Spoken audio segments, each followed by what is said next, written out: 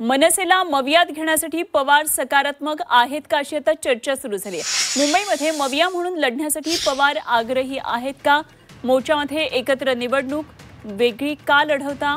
शरद पवार यांनी त्यांचं मत व्यक्त केल्याची माहिती कळते। काँग्रेसने मात्र मनसेसोबत जाण्यास स्पष्ट नकार दिलेला आहे।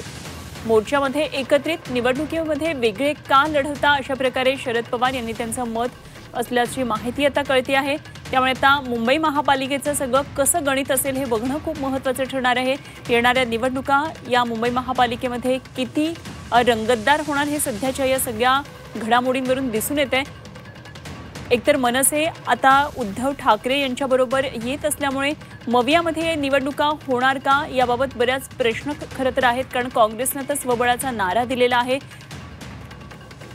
आणि संविधानाला न मानणाऱ्या आणि वेगळी हिंसक भाषा करणाऱ्या पक्षाबरोबर आम्ही जाणार नाही अशी रोखठोक भूमिका घेतलेली आहे वर्षा गायकवाड यांनी। तर इकडे मनसेला मवियामध्ये घेण्यासाठी पवार सकारात्मक आहेत की काय असे संकेत मिळतात। आणखी सविस्तर तपशील जाणून घेऊया। सीमा आढे आमच्या प्रतिनिधी आपल्या बरोबर आहेत। सीमा, एकीकडे काँग्रेसने शरद पवारांची भेट घेत आपण नैसर्गिक मित्र असल्यानं आघाडी करूया अशा प्रकारचे संकेत दिलेले आहेत, तर मवियामध्ये आता राज ठाकरे येणार की नाही याबाबत बऱ्याच शंका आहेत, कारण काँग्रेसने स्वबळाचा नारा दिलाय। काय काय नेमक्या सगळ्या घडामोडी शरद पवार आग्रही दिसतात मनसेला बरोबर घेण्यासाठी?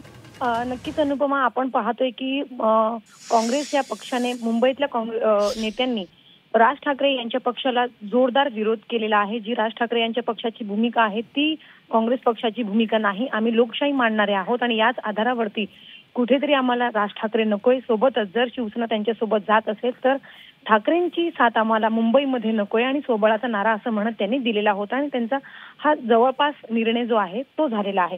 फक्त राष्ट्रवादी शरदचंद्र पवार पक्ष त्यांची नैसर्गिक युती अनेक वर्षांपासून असल्यामुळे सध्या त्यांच्यासोबत साधक बाधक चर्चा जी आहे ती सुरू आहे। आता यामध्ये सुरू असताना आघाडी कुठेतरी तुटते की काय असा सवाल उपस्थित होत असताना शरद पवार यांनी मात्र आपली वेगळी भूमिका स्पष्ट केलेली आहे। शरद पवार आघाडीसोबत घेण्यासाठी, महाविकास आघाडीसोबत घेण्यासाठी राज ठाकरेंना सकारात्मक असल्याची माहिती मिळते।